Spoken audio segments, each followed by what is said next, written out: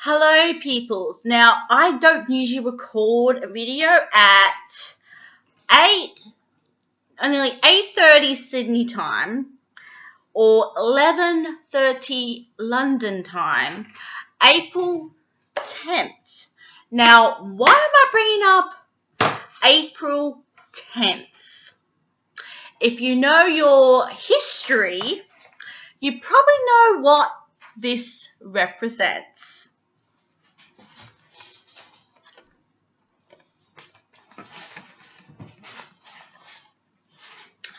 The movie I'm to talk about is the juggernaut that is Titanic. Yes, I have 2 copies. Well, technically, these are not mine. These are my mother's, who is, in this household, our Titanic expert. Now, I actually saw this in a 3D screening on the exact... That would be my watch going off. Exactly on the 100th anniversary of the actual sinking Titanic. Now, that was the 3D re-release, which was really exciting. It actually was shot in shown in the DVD format. What I meant by that is it actually... if you've seen it on DVD, you know that it cuts about halfway through the movie, and weirdly enough, I did remember where the cut was. The special effects was added to it, but it is still very much a charming little movie. This is based on the actual disaster that is Titanic. Now, my mum has gone through Titanic memorabilia, and when she heard that Jack, Rose, anyone specifically that was surrounding Jack and Rose, like Tommy or Fabrizio, Kate's mom, Cal, Lovejoy, or should I say Killjoy, weren't actual passengers, she got slightly annoyed. But I think I know why Jim chose to do that. He wanted to not step on people's feet, step on anyone's actual story. Mum would have liked it if it was actually based on a actual real life person, like a movie I'm about to review in a couple of days' time. Also based on the same disaster. So that's the only sort of thing my mum has found fault with it. But other than that, at the time of the making, which was 95, Jim Cameron used every piece of information he could get his hands on to create it. Now, he is, in the last 20 years, has found faults in this movie, and he absolutely takes it like a champ. Because the man is pretty much dead. If he's not working on a movie like Avatar, he's pretty much got his head in Titanic. This also is another Bill Paxton movie. As you know, I've already reviewed Thunderbirds, and a lot of great stars are in this. It's actually one of the first movies of Ewan McGregor.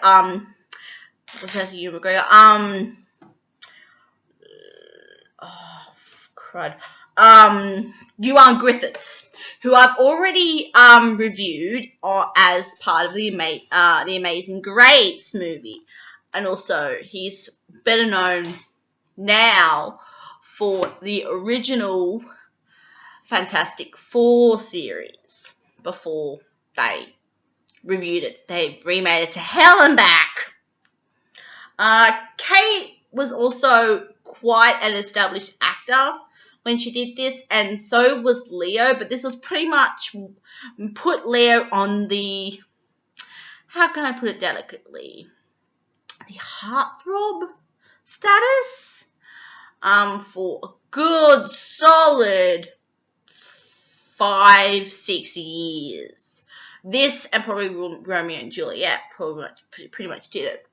I know I'm being quite vague, but I think this movie blew up during the theatricals run, and I think pretty much everyone knows the basic story of the Titanic. It left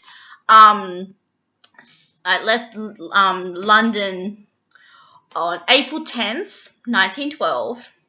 Went to Ireland to pick up some more passengers, and was going to land in New York City at around about maybe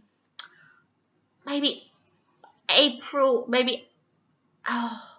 would you say, Mum, roughly, if it's gone on course? Maybe 16th? 17th? About 16, depending on how fast they went. Maybe 16th of April, hit New York.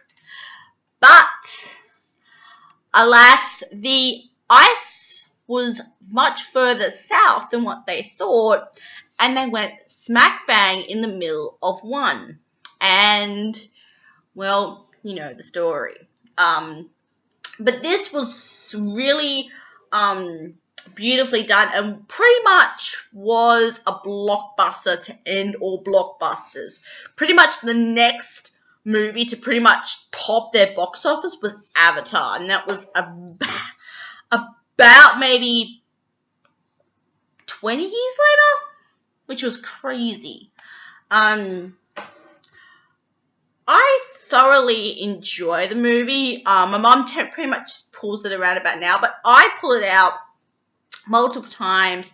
This has 3 commentaries. This particular, it's also the same commentaries that are on this version, where you hear one from Jim Cameron's, the directors. You see cast and crew, which is selected cast and crew, and then you also hear an historical audio, which is the visual and overall historians. They also put their 2 cents in, and that's actually a really good commentary to listen to.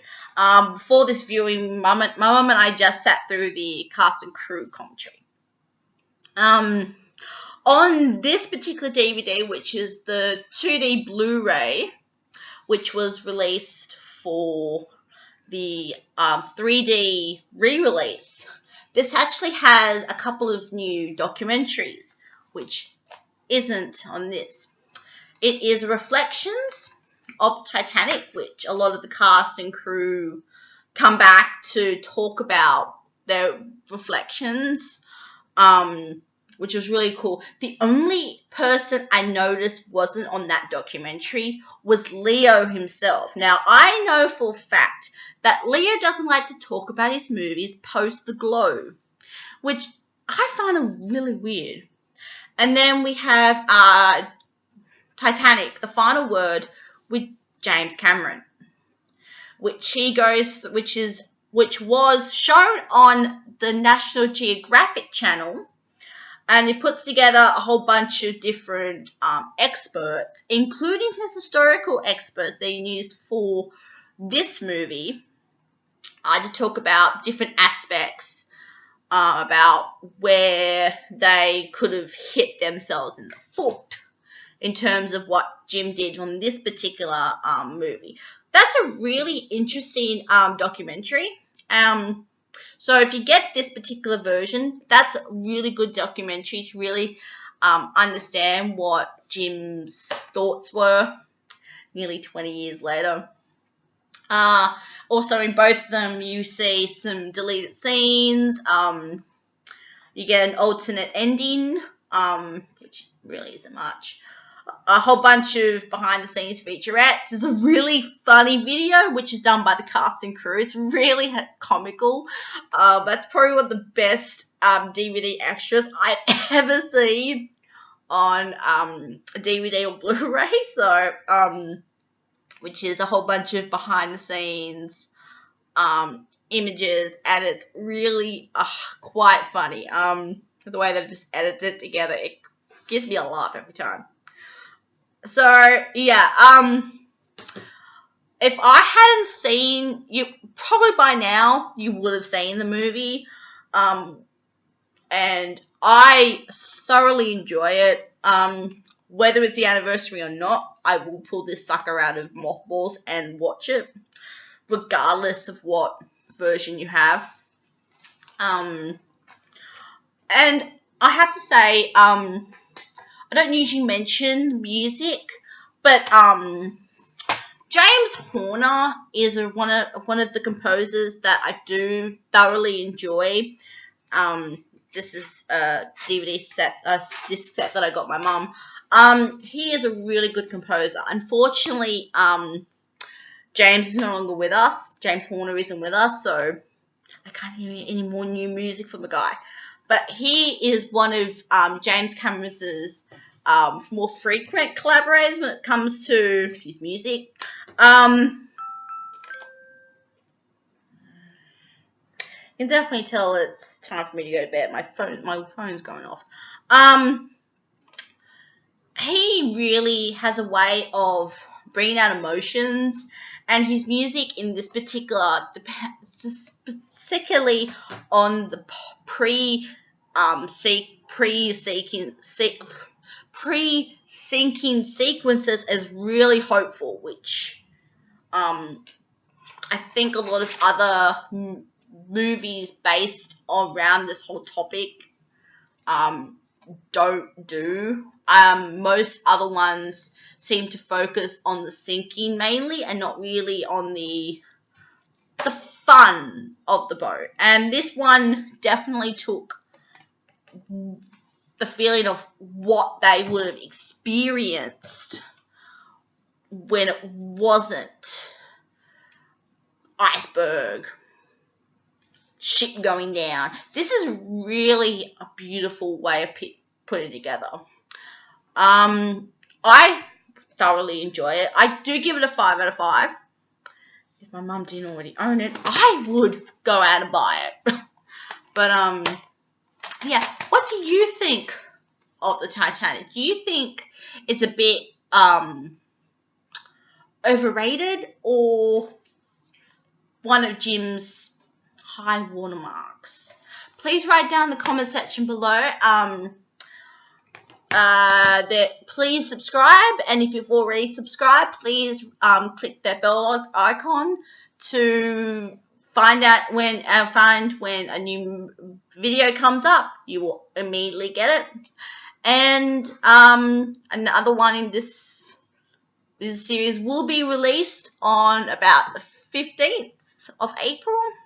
I'm not going to tell you what that is, but it is based on the topic of Titanic. So please keep an eye out for that, and I shall see you very, very soon. Ciao!